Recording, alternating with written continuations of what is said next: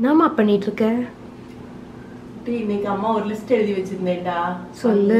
அந்த லிஸ்ட் வந்து எல்லாம் பண்ணிட்டேனா அப்படின்னு சொல்லிட்டு பார்த்துட்டு இருக்கேன். ஓ நீ கேமரா ஆன் பண்ணிட்டியா? இன்னைக்கு வந்து நான் வந்து இங்க ஒரு லிஸ்ட் போட்டு வச்சிருக்கேன். என்னெல்லாம் பண்ணணும், நிறைய வேலை இருக்கு. நிறைய வேலை இருக்கு. இந்த வேலையெல்லாம் முடிக்கணும். இந்த வேலையெல்லாம் நான் முடிக்கணும். நான் ஃபுல்லா முடிக்கணும். இன்னைக்கு வந்து நம்ம இதுக்கு ரெசிபி இருக்கும்னு நினைச்சேன். லிஸ்ட்ல எல்லாம் வேலையா இருக்கு. அதான் இருக்கேன். finish cooking and shooting, editing and uploading. என்ன குக்கிங் பண்ண போற? அதான் கேள்வி. அதான் சந்தியா கேட்டுட்டா, நான் சொல்றேன். இப்போ நீங்க வந்து மெயின் சேனல்ல வந்து பாத்தீங்கன்னா அடுத்து தீபாவளி ரெசிபிஸ், மூங்கால் முறுக்கு, கோதுமை மாவு ஹல்வா, ஷிப்டா, கீ மைசூர் பாக்கு, நட்ஸ் மிக்சர்னு நிறைய போட்டுட்டே இருக்கோம். ஆனா இந்த நம்ம எக்ஸ்பிரஸ் சேனல்ல வந்து ஒண்ணுமே போடலன்னு நினைச்சேன்.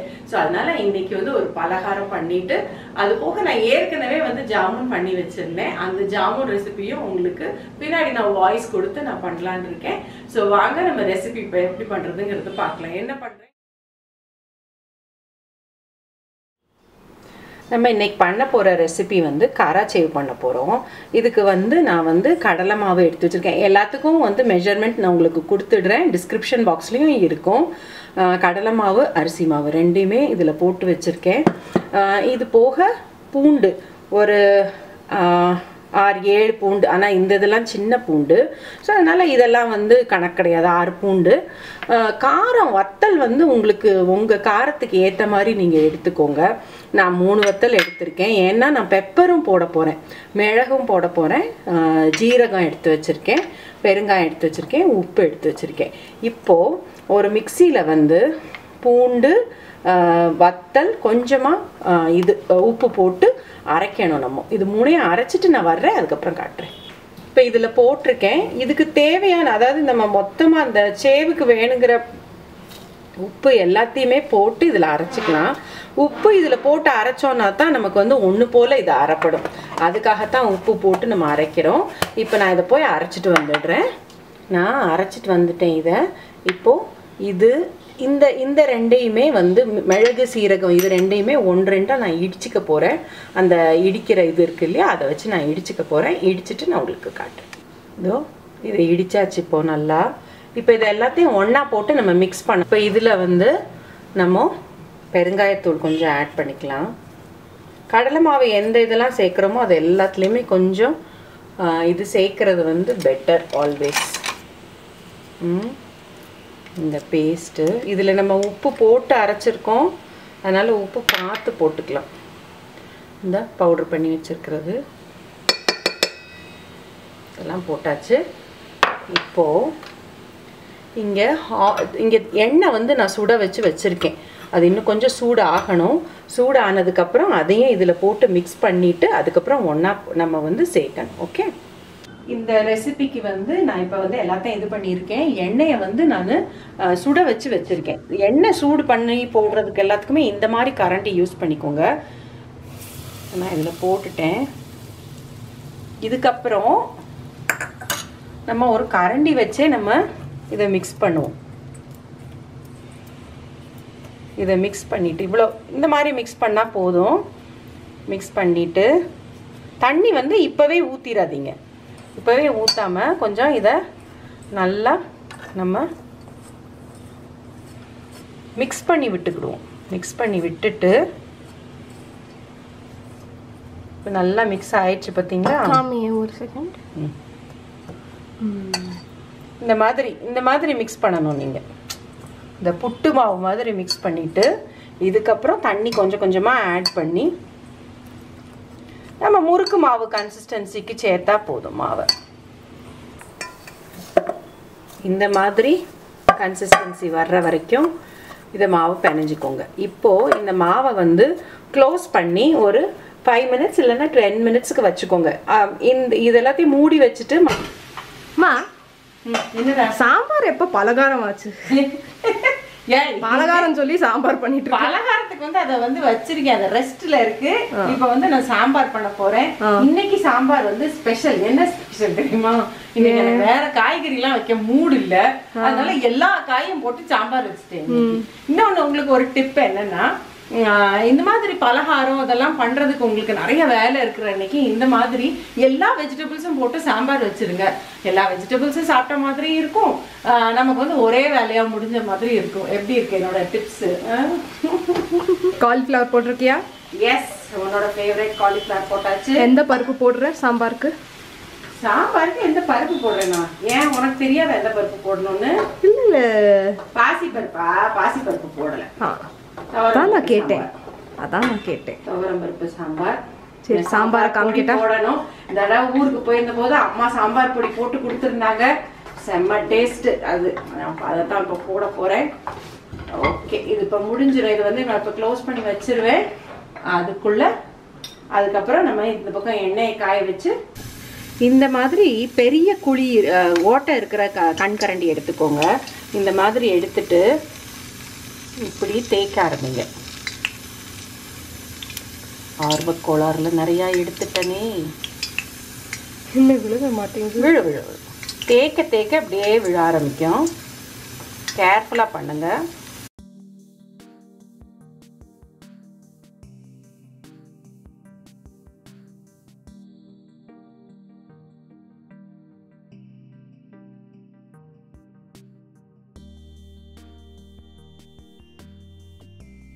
சத்தை நல்லா அடங்குற வரைக்கும் இது நல்லா ஃப்ரை ஆகணும். இது காட்டுப்போம். நான் வந்து 2 டைப்பாக பண்ணியிருக்கேன். இங்கே பாருங்கள், ஒன்று கொஞ்சம் பரிஞ்சேவு இந்த கரண்டியில் போட்டேன். இப்போ போட்டேன்ல அந்த கரண்டி. முதல்ல போட்டது வந்து ரொம்ப பொடியாக வந்தது, ரொம்ப குட்டி குட்டியாக வந்துச்சு. அது வந்து என்கிட்ட இருக்கிற இந்த கண்கரண்டியில் போட்டேன். சரியாக வரல, அதனால நான் பெரிய கண்கரண்டி அந்த இதுக்கு எடுத்திருக்கேன். ஸோ இதை வந்து இப்போ நல்லா சத்தம் அடங்குனதுக்கப்புறம் நம்ம எடுக்கணும். அது நல்லா அண்ட் மீடியம் ஃப்ளேமில் வச்சுக்கோங்க. அதுதான் உங்களுக்கு நல்லா உள்ள வரைக்கும் அது வேகும். இல்லை, இந்த மாதிரி நல்லா சத்தம் அடங்கிடுச்சு, நல்லா கோல்டன் இதில் ஆயிடுச்சு. என் கையெல்லாம் இப்படி இருக்குது, அதனால தான் எனக்கு வந்து கரண்டியை வந்து டர்ட்டி ஆக்கிறதே பிடிக்காது. அதனால தான் நான் லெஃப்ட் ஹேண்ட் யூஸ் பண்ணுறேன். என்னம்மா தண்ணி குடிச்சிட்டு இருக்க? உங்க எல்லாருக்கும் ஒரு டிப்பு. இந்த மாதிரி நம்ம பலகாரம் இதெல்லாம் நம்ம தீபாவளிக்கு நம்ம செய்வோம் இல்லையா, நிறைய செய்ய வேண்டியிருக்கும். சில நேரம் வந்து நம்ம லேட்டாக தான் ஆரம்பிச்சிருப்போம் செய்யறதுக்கு. நான்லாம் வந்து 3 நாளைக்கு முன்னாடியே பிளான் பண்ணி ஒன்றொன்னா செய்ய ஆரம்பிப்பேன். அதுக்கே எனக்கு வந்து டயர்ட் ஆயிரும். நம்ம அந்த எண்ணெய்க்குள்ளேயே நிற்கிறது வந்து நமக்கு ரொம்ப டயர்ட் ஆகும். அந்த மாதிரி இருக்கு. வந்து பக்கத்துல தண்ணி வச்சுக்கோங்க, தண்ணி வச்சுட்டு குடிச்சுக்கிட்டே இருங்க. உங்களுக்கு வந்து அந்த மூஞ்சில் அடிக்கிறதுன்னு சொல்லுவோம் இல்லையா, நம்ம எண்ணெய்க்குள்ளேயே இருந்தால் ஒரு மாதிரி மூஞ்சில் அடிச்சிருச்சு அப்படின்னு சொல்லுவோம். இல்லைன்னா சில நேரம் ரொம்ப தலைவலிக்க ஆரம்பிச்சிடும் சாயங்காலத்துக்கு மேலே. அதெல்லாம் வராமல் இருக்கிறதுக்கு வந்து எப்பயுமே தண்ணி பக்கத்தில் வச்சுட்டு குடிச்சுக்கிட்டே இருங்க. லெமன் ஜூஸாக இருந்தால் இன்னும் பெட்டராக இருக்கும். அதனால இன்னைக்கு வந்து நான் வெறும் தண்ணி தான். சரி, எனக்கும் கொஞ்சம் தண்ணி கொடு.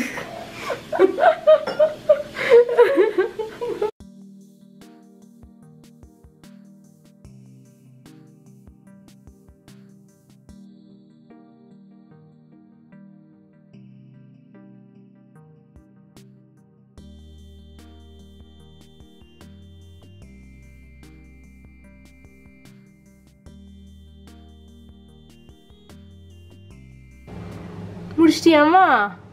ஆமாண்டா. இந்த பாரு, எவ்வளோண்டு மாவு எடுத்தோம், எவ்வளோ வந்திருக்கு பாரு. இந்த சாம்பாரும் முடிஞ்சிருச்சுடா குட்டி. சாம்பாரும் முடிஞ்சிருச்சு. கொத்தமல்லி இலையை போட்டுட்டேன். லஞ்சுக்கு எல்லாம் ரெடி. கொஞ்சம் தின்னா இருக்கா? அது இல்ல, காய்கறி நிறைய இருக்குல்ல, அதனால அந்த மாதிரி இருக்கு. இன்னும் கொஞ்ச நேரத்துல வந்து இப்பதான் நான் ஆஃப் பண்ணிருக்கேன் பாரு, சூடுக்குள்ள ஆவி வந்துகிட்டு இருக்கு பாரு. இன்னும் கொஞ்ச நேரத்துல அது அப்படியே செட் ஆயிரும். அதனால அம்மா இப்படி மூடி வைக்கிறேன், சாப்பிடும்போது இதாகட்டும். இப்போ நான் போய் இது தம்ப்நெயில் பிக்சர் எடுக்கணும், ஃபினிஷ் பண்ணணும், நமக்கு இது வ்ளாகை ஃபினிஷ் பண்ணணும். ஸோ அதனால அம்மா போய் பிக்சர் எடுத்துட்டு வந்துடுறேன். சரி. எவ்வளோன்னு மாவு எடுத்தோம், எவ்வளோ இருக்கு பார்த்தீங்களா? இன்றைக்கி நான் போய் கார்த்திக்கும் ஆதிக்கும் கொடுக்க போகிறேன். ஆதிக்கு ரொம்ப ரொம்ப பிடிக்கும் இந்த சேவு. இதுவும் முடிஞ்சிச்சு, சாம்பாரும் முடிஞ்சிச்சு. இனி சாப்பிட்றதுக்கு டைம் ஆயிடுச்சு. நான் சொன்ன மாதிரி எடிட் பண்ணணும், அப்லோட் பண்ணணும். இதில் நான் போஸ்ட் ஆஃபீஸ்க்கு வேற போகணும். எல்லாத்தையும் முடிச்சுட்டு நான் எப்படி தான் இந்த வேலையெல்லாம் முடிய போகிறேனோ. இன்றைக்கி எழுதி வச்ச எல்லா லிஸ்ட்டையும் கண்டிப்பாக முடிக்கணும். நான் இப்போ இதை எடிட் பண்ணுறதுக்கு போகிறேன். நீங்களும் இதை ட்ரை பண்ணி பாருங்கள். இதுக்கு அடுத்து வரப்போகிற ரெசிபி வந்து குலாப் ஜாமுன். அதையும் பாருங்கள், பார்த்து என்ஜாய் பண்ணுங்கள். உங்கள் தீபாவளியை ஹாப்பியாக செலிப்ரேட் பண்ணுங்கள். பாய்.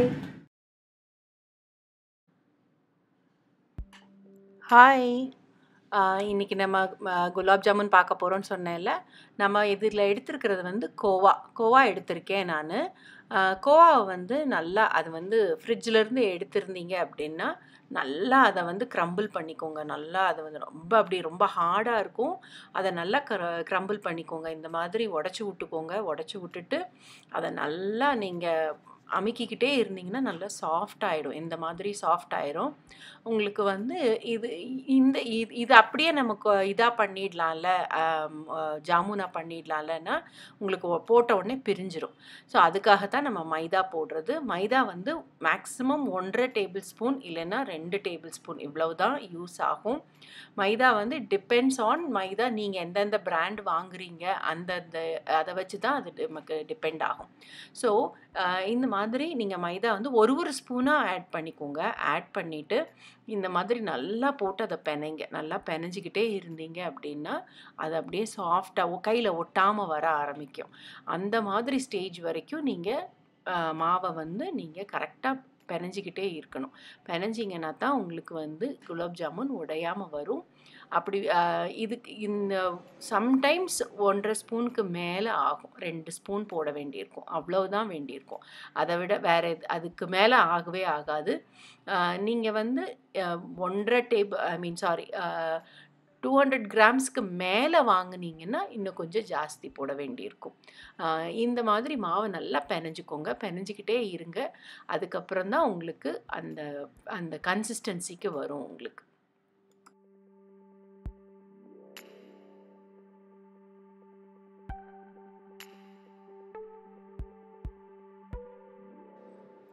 நீங்கள் நல்லா இந்த மாதிரி சாஃப்டாக கையில் பார்த்தீங்களா, இப்போ ஒட்டாமல் இருக்குது பார்த்தீங்களா, இந்த மாதிரி சாஃப்டாக வர்ற வரைக்கும் நீங்கள் மாவு பெனைங்க.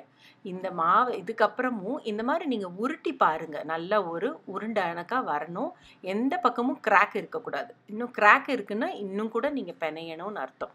நல்லா கிராக் இல்லாமல் வர்ற வரைக்கும் இந்த மாதிரி நீங்கள் பெனைஞ்சிங்கன்னா தான் உங்களுக்கு ஜாமுன் வந்து பர்ஃபெக்டாக வரும். உங்களுக்கு எந்த தப்பும் வராது.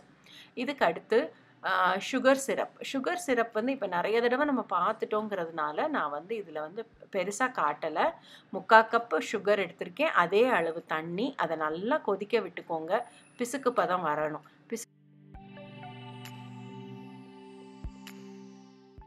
பிசுக்கு பதம் வந்துடுச்சுன்னா அதுக்கப்புறம் நீங்கள் ஸ்டாப் பண்ணி அதை தூக்கி அந்த பக்கம் இன்னொரு இந்த பக்கம் தூக்கி வச்சுடுங்க. தூக்கி வச்சுட்டு அதை இதில் வந்து நீங்கள் வந்து லெமன் ஜூஸோ இல்லைன்னா ரோஸ் எசன்ஸ் போடணுன்னா அது உங்களுடைய விருப்பம். நான் எதுவுமே போடலை. இதுக்கப்புறம் வந்து ஒரு சட்டியில் வந்து எண்ணெய் காய வச்சு நீங்கள் இதில் நெய்யும் எண்ணெயும் சேர்ந்து கலந்து போட்டு அதை சுட வைங்க. நான் வந்து ரொம்ப சாரி, நான் வந்து இதை ஷூட் பண்ணியிருக்கேன் அப்படின்னு நினச்சிட்டு நான் பார்த்தா என்னோடய ஷூட்டில் இல்லை, என்னோடய வீடியோஸில் இல்லை. நான் இது வந்து போட்டு எடுத்தது வந்து எப்படியோ மிஸ் ஆயிடுச்சு. நான் டிலீட் பண்ணிட்டேன் போல். I'm very sorry. ஆனால் இது வந்து நம்மளுடைய ரெகுலர் சேனலில் வந்து ஃப்ரை பண்ணுறது எப்படி, எவ்வளோ சிம்மில் வச்சு ஃப்ரை பண்ணணும், இது எல்லா டீட்டெயில்ஸுமே நாங்கள் கொடுத்துருக்கோம். நான் வந்து இந்த பக்கம் கேமரா கொண்டு வந்துட்டேங்கிறதுனால இது வந்து சரியாக என்னால் எடுக்கவும் முடியலை. நீங்கள் கரெக்டாக ஃப்ரை பண்ணி எடுத்துட்டு அதை வந்து நீங்கள் சுகர் சிரப்பில் போட்டு அதை வந்து ஒரு 30 மினிட்ஸுக்கு நல்லா ஊற விட்டுருங்க. ஊற விட்டிங்கன்னா தான் உங்களுக்கு குலாப் ஜாமுன் நல்லா சாஃப்டாக ரெடி ஆகிடும். நல்லா சாஃப்டாக உள்ளெல்லாம் நல்லா ஜீரா இறங்கி இருக்கும். அப்படின்னா தான் உங்களுக்கு பர்ஃபெக்டாக கிடைக்கும் அது. ஸோ இந்த மாதிரி ஜாமுன் செஞ்சு நீங்களும் செஞ்சு பாருங்கள். இதே மாதிரி மில்க் பவுடர் குலாப் ஜாமுன் வந்து நம்மளோட மெயின் சேனலில் இன்னும் கொஞ்சம் நேரத்தில் அப்லோட் ஆகிடும். அதையும் பார்த்து என்ஜாய் பண்ணுங்கள். ஓகே.